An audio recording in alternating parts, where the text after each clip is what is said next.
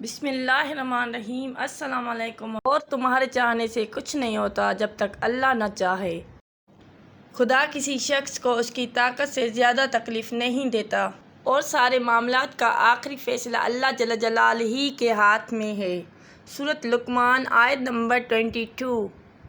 اللہ پر بھروسہ کرو کیونکہ اس کے سپرد جو کام کر دیا جائے وہ اس کے لیے کافی ہے۔ سورہ احزاب آیت نمبر 3۔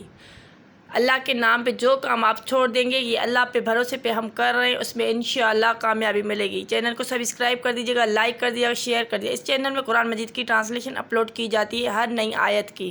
اگر آپ انٹرسٹڈ ہیں تو آپ صحیح چینل پہ آئیں۔ اور تمہارے رب نے فرمایا مجھ سے دعا کرو، میں تمہاری دعا قبول کروں گا۔ یعنی جو بھی آپ کو پرابلم ہے اس کی آپ دعا مانگیں، انشاءاللہ اس سے حل ہو جائے گا اور دعا قبول ہو جائے گی۔ اس آیت کا مطلب یہی ہے، بے شک میرا رب دعاؤں کو سننے والا ہے، اور میری یاد کے لیے نماز قائم کرو۔